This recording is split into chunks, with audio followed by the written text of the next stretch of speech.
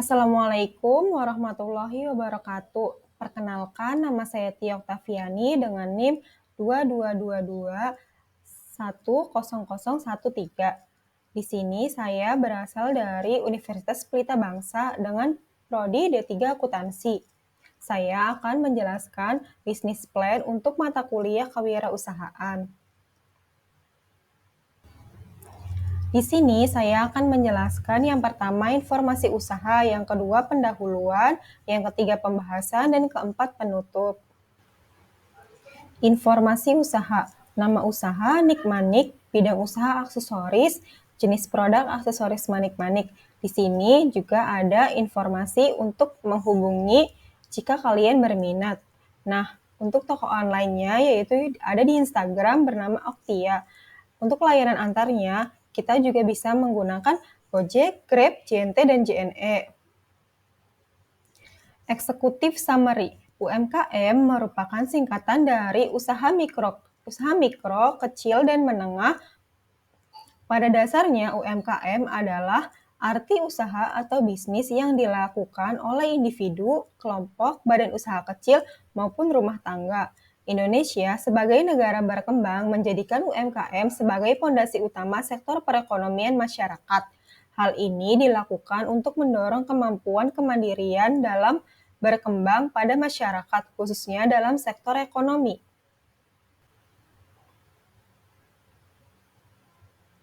Pendahuluan, yang pertama adalah latar belakang.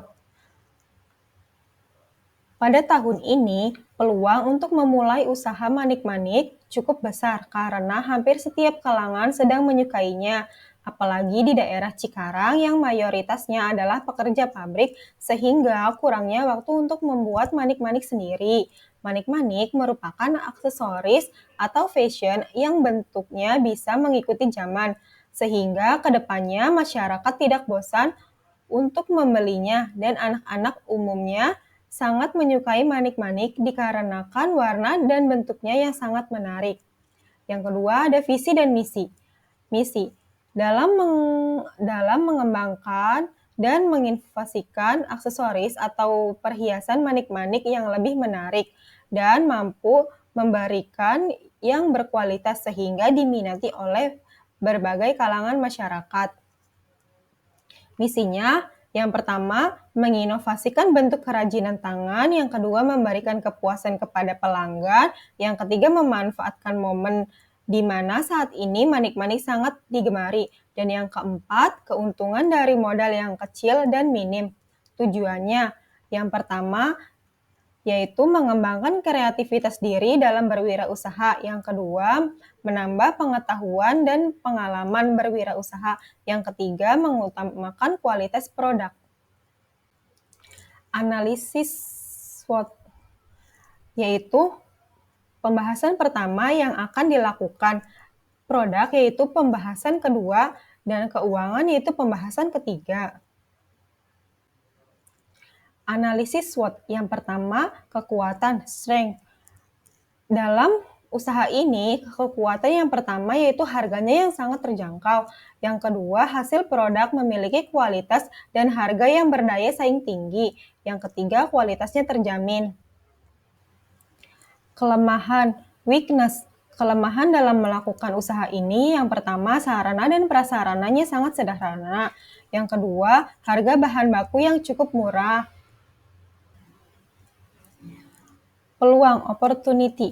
Peluang dalam melakukan usaha ini dilihat dari yang pertama produknya yang sedang diminati, yang kedua pasarnya juga masih luas, dan ancaman, threat, yaitu yang pertama munculnya pesaing baru, yang kedua adanya barang tiruan, dan ketiga termasuk produk musiman.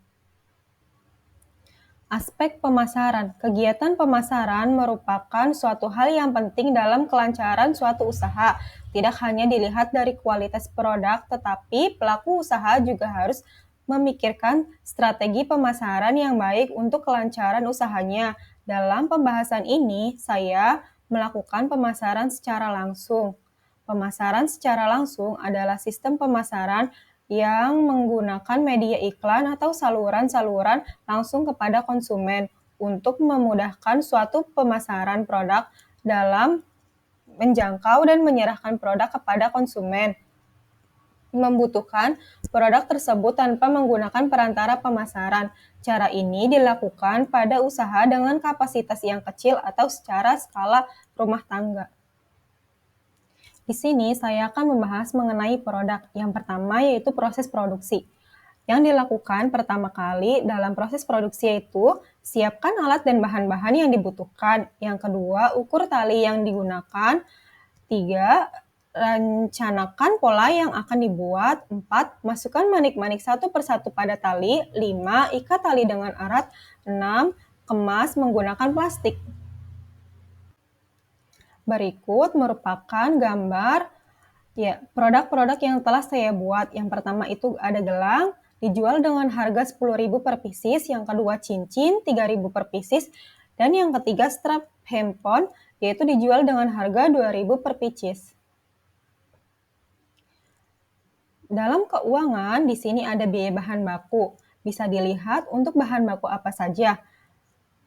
Nah, untuk analisis keuntungan, menurut Zahir Accounting, ada 2 unsur pokok keuntungan dalam menjalankan bisnis. Pertama adalah pendapatan dan kedua merupakan beban. Baik pendapatan dan beban sama-sama dibedakan pada 2 jenis, yakni di dalam serta di luar usaha. Jika kedua unsur ini diketahui secara jelas nominalnya, maka menghitung keuntungan bersih yang sudah terbatas dari beban biaya pajak dan pengeluaran modal lainnya tidak akan sulit.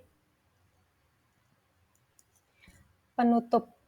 Dalam memulai usaha, kita juga harus banyak belajar kepada orang yang sudah terlebih dahulu berpengalaman. Pengalaman mereka adalah pelajaran berharga yang bisa kita ambil untuk menghindari kesalahan yang sama.